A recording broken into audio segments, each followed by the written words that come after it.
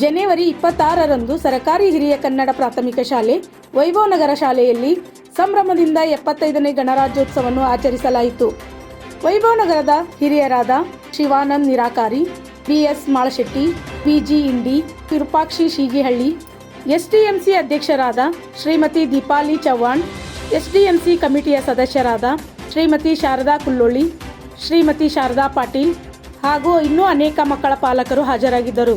ಪ್ರಧಾನ ಗುರುಗಳಾದ ಶ್ರೀಮತಿ PM ನಾಡಗೌಡರವರು ಎಲ್ಲರನ್ನೂ ಸ್ವಾಗತಿಸಿದರು. ಶಿವಾನಂದ್ ನಿರಾಕಾರಿ ಧ್ವಜಾರೋಹಣ ನಡೆಸಿದರು. ಅತಿಥಿಗಳಾದ ವಿರೂಪಾಕ್ಷಿ ಶೀಗಿಹಳ್ಳಿ ಇವರು ಮಕ್ಕಳ ನೃತ್ಯ ಮೆಚ್ಚಿ ಮಕ್ಕಳಿಗೆ 600 ರೂಪಾಯಿ ಬಹುಮಾನ ವಿತರಿಸಿ ಪ್ರೋತ್ಸಾಹಿಸಿದರು. ಸಹ ಶಿಕ್ಷಕರಾದ ಕುಲಕರ್ಣಿರವರು ಭಾಷಣ ಮಾಡಿದ ಎಲ್ಲ ಮಕ್ಕಳಿಗೆ ನೋಟ್ಬುಕ್ ಮತ್ತು ಪೆನ್ಗಳನ್ನು ಮಕ್ಕಳಿಗೆ ಬಹುಮಾನವಾಗಿ ವಿತರಿಸಿದರು. ಸಹ ಶಿಕ್ಷಕರಾದ ರಾಜು ಹಂಚಿನಮನಿ ಕಾರ್ಯಕ್ರಮ ನಿರೂಪಣೆ ಮಾಡಿದರು. ಶ್ರೀಮತಿ ಸುಜಾತಾ ಚಲವಾದಿ ಎಲ್ಲರಿಗೂ ವಂದಿಸಿದರು. ಈ ಸಂದರ್ಭದಲ್ಲಿ ಅತಿಥಿಗಳು, ಶಿಕ್ಷಕರು, ವಿದ್ಯಾರ್ಥಿಗಳು ಹಾಗೂ ಪಾಲಕರು ಉಪಸ್ಥಿತರಿದ್ದರು.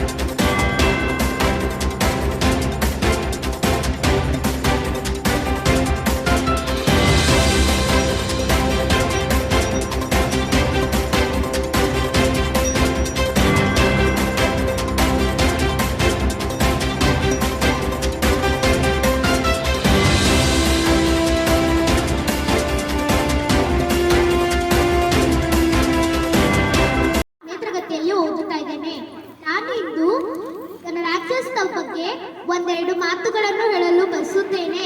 ತಪ್ಪಿದಲ್ಲಿ ಕ್ಷಮಿಸಿ.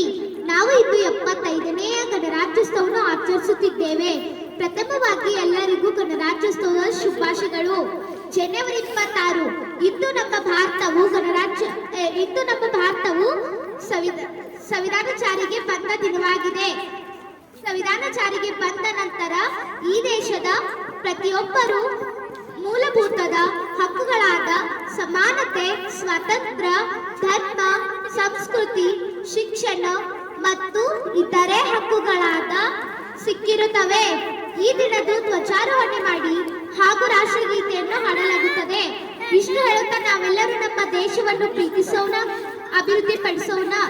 ಇಷ್ಟು ಹೇಳಿ ನನ್ನ ಈ ಪುಟ್ಟ ಭಾಷೆಯನ್ನು ಮುಗಿಸುತ್ತೇನೆ. ಜೈ ಹಿಂದ್, ಜೈ ಕರ್ನಾಟಕ ಮಾತೆ.